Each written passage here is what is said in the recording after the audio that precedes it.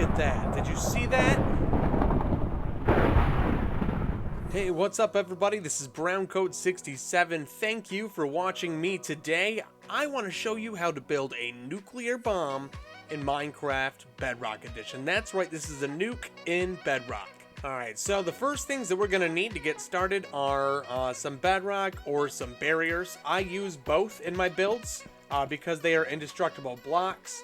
Although I will say that's not going to save you from the nuke. From there, we'll also need redstone comparators, we'll need redstone repeaters, redstone dust, command blocks. Now if you don't know how to get a command block, you're going to type in the give command at s command underscore block. Go ahead and give yourself one. You're also going to need to do give at p structure block. And if you do want the barrier block, that is give at p barrier. You're also going to need an anvil. You're going to need a name tag. I'm using sheep. You can really use any entity that you want, but if you're going to follow along with me, go ahead and grab sheep. And then you're going to need a button. That, of course, is the structure block, which I already showed you. You're going to need both the command block and the structure block. And like I said, I use the barrier and the bedrock intermittently because of the designs, but that's up to you. Okay, so this build exists in two parts. The first part I want to show you up here. This is the actual quote-unquote nuclear device. I build the entire outside of the structure in bedrock so that nothing can get in, and then I save it in a structure block. I have this one cut open right now so that you can see the inside. So right away you'll notice that I have a color changing sheep. This is where the name tag and the anvil will come in handy. I use the sheep because if you take an anvil and a name tag and you in all lowercase letters put JEB underscore, it becomes the magic Jeb name tag. If you attach this to sheep, it will automatically make them like Technicolor Rainbow Awesome. So let me show you. Sheep. I now dub the Jeb. And see, he will now, or she, will now automatically start cycling through the colors. I encase Jeb in there with the barrier blocks so that the sheep obviously cannot escape. And remember, sheep are 2 blocks tall, so you're going to need to make sure to give them space.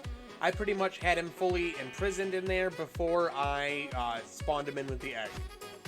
Now, the button is going to be right here. On the other side, it runs directly into a repeater. This is not ticked, and then we're going to enter into the command block. So first, this command block here is a scoreboard command. We're going to be using a scoreboard called countdown. So before I show you that one, I want us all to go ahead and type in scoreboard, objectives. Now we're going to add. I did mine as count underscore down. And then this is going to be a dummy. And then you can name it whatever you want.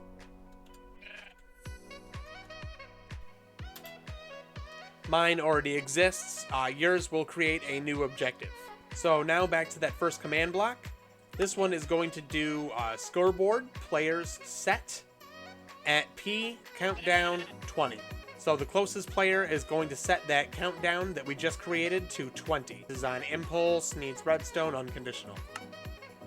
Then the next one over here is ticking area, add circle to nuke.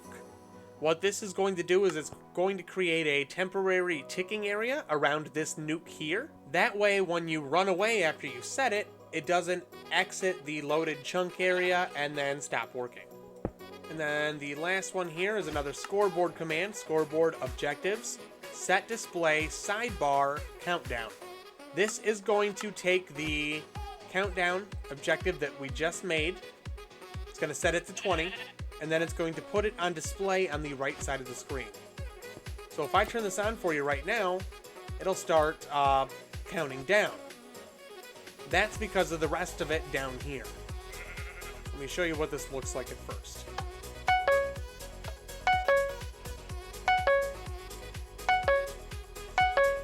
As you can see, the redstone here is cycling, and that is actually what is making the scoreboard drop lower. Once you have your device fully built, before you detonate it, let's close it off here. This is very, very important. This is where that structure block comes in. Alright, so I've closed off my nuke. You're going to go into your structure block, and again, you're going to adjust your values over here so that it picks up the entire nuclear device. You want to make sure the button's on it. You want to make sure there's no holes or anything like that. And then I saved mine as nuke detonation. And then I saved mine to disk. So I'm going to go ahead and save that there now. Alright, so let me show you how all this works down here. It starts off with this one here. This one is an always active and repeating command block. And it's testing for the countdown score to equal 20. It's looking for values between 20 and 20. Once it equals 20, it fires up this good old comparator here. And then this command block is going to put a redstone block at this coordinate space, 305, 72, 132. Where that's at is actually over here. It's going to place that redstone block right here. This is going to power that loop that you saw. You'll see that I have all the repeaters delayed one time. This helps get the countdown that I'm looking for, the right speed. I'm looking for it to be about 1 second. It looks close enough for me. Then we're going to come over here to a command block. And this one is going to be scoreboard players. Remove all players. Countdown 1. So what this means is that every time this fires up, it's going to remove 1 from that countdown. So this is how the countdown actually ticks down. Then these ones here are optional, but I like them. These are playing the note ping noises that you heard, the note plings. They're playing those sounds for you during the countdown, which to me adds a sense of anxiety. If you look at the commands here, I have execute at A, so that's all players. And then right at your location, it's going to play sound note pling at A, again at your location, and it's going to be volume 2. This one is going to be pitch 2, and then it's going to be minimum volume 1. This one over here is going to be almost exactly the same, only the pitch isn't going to be 2, it's going to be 1.5. That's what makes the drop in the tone. So this will continue to reduce your score and make those noises until it hits 0. From there, this command block, much like this one over here, is checking for your score to hit 0. As soon as it does, it fires up all 3 of these comparators. This side I have not activated yet. This is the actual side that, starts destroying things, and I don't want to do that until I show you how it works. And then over here, we have what I call it's more the administrative side. It helps me organize and clean things up. So we're going into the first one here. And now I'm going to fill this block over here with air. So the redstone block that we put there, we're going to just get rid of it. This stops the countdown from going any lower. Then the next one here, we're going to get rid of the countdown on the side of your screen. And then the last one, we're going to remove the temporary ticking area that you created at the nuke. Because that nuke that you put down is going to be completely gone when it goes off. This one is not ticked, this repeater. Now we're moving over here to this side. This one has a repeater that is fully ticked. And then we're coming into our first command block here. Execute at A, and then at our location with the 3 tildes. Play sound ambient.weather.lightning.impact at A. So this makes a very loud cracking boom sounds that I want to use in my nuclear sound. This one here, you'll notice right away, is a repeating command block. But it's very similar. Execute at A, tildes, which is at your all player positions. Play sound ambient.weather.thunder at A. So this just plays that rumbly thunder, but this one's repeating. So as long as it has redstone, it's going to continue playing. And the last one over here is scoreboard, player set, and then I used my name here. You can use your name, or you can try using at P or at A. I was having issues getting it to work earlier. I don't know if it was just my Minecraft or my computer, so I switched it over to my player name. So that's going to set the scoreboard to 10. Now at 10, nothing is going to happen at all. I'm not going to pick it up at 20. I'm not going to pick it up at 0, which is sitting at 10. So everything should stay pretty much neutralized. Now we get over here. This is the side that I'm going to power up and demonstrate for you. First one we have is execute at E, type equals sheep, name equals Jeb underscore. So we're going to execute this command at the location of the sheep. Right away, you see, we're going to do a fill command. We're going to do fill relative position plus 16, relative plus 2, relative plus 16, relative minus 16, relative minus 16, fire, 0, replace. So this is going to make a ring around the sheep that is going to be caught on fire. Then moving into the next one, very similar, it's another fill command, only this one, instead of being a ring, is actually a cube around the sheep as well. Good catch on that W. So now you'll have a big square, a big cube around Jeb that gets destroyed, and as well as a ring around it like a nova. Now when the explosion happens, it's going to give you night vision.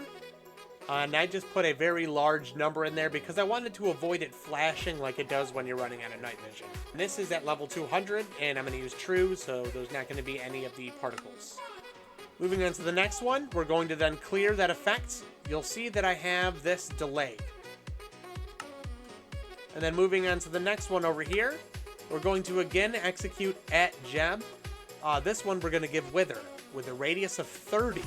So any entity within 30 blocks of Jeb is going to get the wither effect for 100 seconds. That's to simulate the radiation fallout. And now I'm going to show you one last command here. I wanted to do this one for you to kind of show you what I'm doing. And I'm going to go into here, and we're going to execute at E, type equals sheep, name equals Jeb underscore.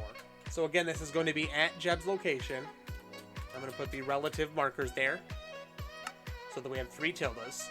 And now I'm going to do the kill command. And we're going to do at E. And we're going to do within a radius of how far? This is not a big nuclear blast. I'm going to try and do another video later on with a bigger blast. This one is what I would call a small device. But I think anything within probably 12 blocks of this is going to be just vaporized immediately. So now I'm going to put my redstone down on these. And I'm going to demonstrate for you the nuclear device. Now this is my first time doing it, so fingers crossed. And let's give it a go.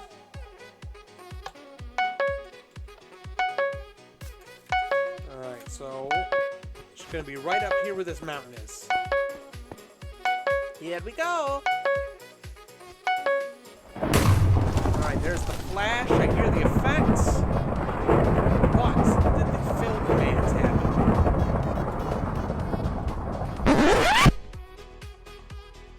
Alright, so I think I know what happened. On that last block that I put in for you, where I'm going to kill all the entities, we need to delay that until after the fill commands have ran their course, because they use him as a locator. So I'm going to go ahead and put probably like 150 delays and ticks on that, just to make sure we have plenty of time.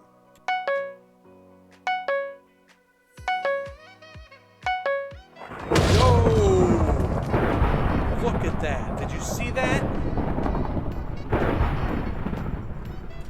And this is completely repeatable, okay? We're just going to put down our structure block here, and we're going to switch this over to load. And we're going to put in nuke, detonation. That's what I put in whatever you called yours. I'm going to hit load.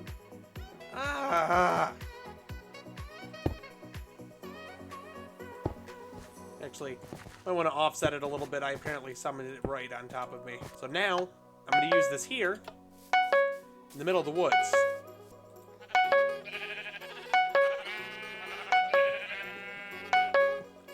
At least I won't go out alone.